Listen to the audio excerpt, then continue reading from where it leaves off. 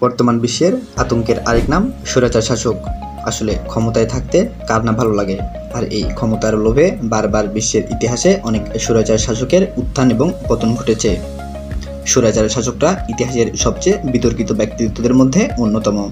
তাদের শক্তিশালী নেতৃত্ব এবং নৃশংস শাসন পদ্ধতি একদিকে যেমন প্রশংসিত হয়েছে, অন্যদিকে তেমনই সমালোচিতও হয়েছে। আজকের ভিডিওতে আমরা আলোচনা করব এমন কিছু স্বৈরাচার শাসক এবং তাদের শাসনামল কিভাবে শেষ হয়েছিল।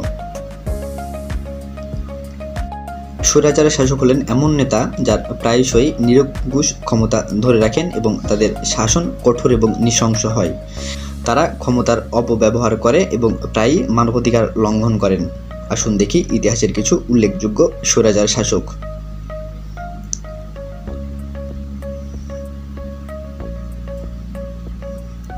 Adolf Hitler.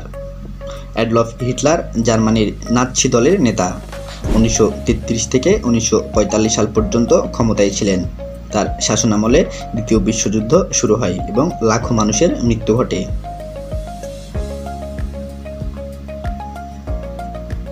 কিন্তু সেই ক্ষমতা অ্যাডলফ হিটলার খুব বেশি দিন ধরে রাখতে পারেননি। দ্বিতীয় বিশ্বযুদ্ধের সময় জার্মানি একাধিক প্রান্তিক শক্তির বিরুদ্ধে যুদ্ধ করেছিল, যা তার সামরিক সক্ষমতা কমিয়ে দেয়। একাধিক সামরিক পরাজয় এবং জনগণের ক্ষোভ বৃদ্ধি পরাজয় হিটলারকে 1945 সালে আত্মহত্যা করতে হয়। Benito Mussolini. বেনিতো মুসোলিনি ছিলেন ইতালির ফ্যাসিস্ট নেতা, যিনি 1922 থেকে 1943 সাল পর্যন্ত ক্ষমতায় ছিলেন। তিনি ফ্যাসিজমের প্রতিষ্ঠাতা ছিলেন এবং তার শাসনামলে ইতালি একটি স্বৈরাচার শাসনের অধীনে ছিল। বেনিতো মুসোলিনিও ঠিক তার শাসনামল খুব বেশি দিন দীর্ঘায়ু করতে পারেননি।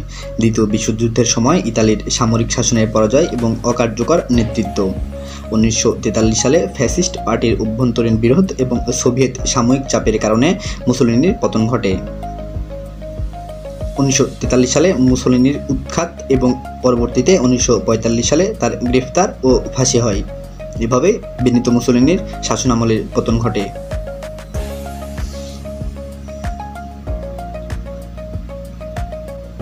Joseph Stalin.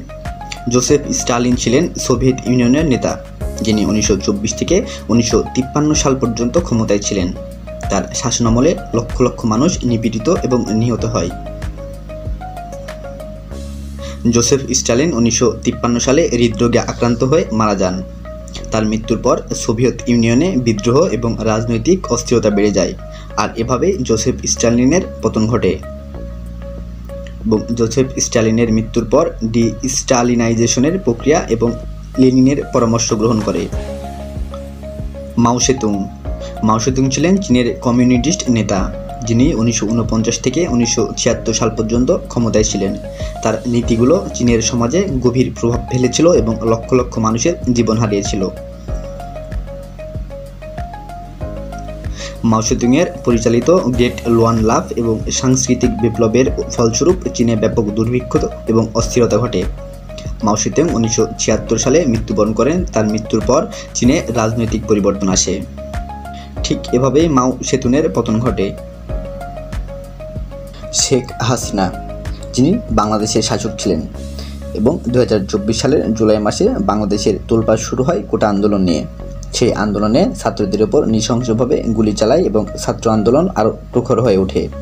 তখন ছাত্রদের অসহযোগ আন্দোলনের মাধ্যমে শেখ হাসিনা পদত্যাগ ঘোষণা করেন এবং শেখ হাসিনার পতন ঘটে।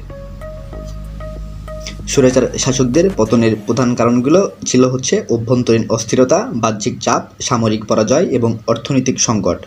এই কারণগুলি তাদের ক্ষমতাকে দুর্বল করে দেয় এবং তাদের শাসনদের অবসান ঘটে। এই ঘটনাগুলি ইতিহাসের একটি গুরুত্বপূর্ণ অধ্যায় এবং শক্তির অপব্যবহার সম্পর্কে আমাদের মূল্যবান শিক্ষা দেয়। স্বৈরাচার শাসকদের শাসন আমাদের ইতিহাসের একটি অন্ধকার অধ্যায়। তাদের থেকে আমরা শিখতে পারি যে শক্তি এবং ক্ষমতার অপব্যবহার কখনোই ভালো পরিণতি আনে না।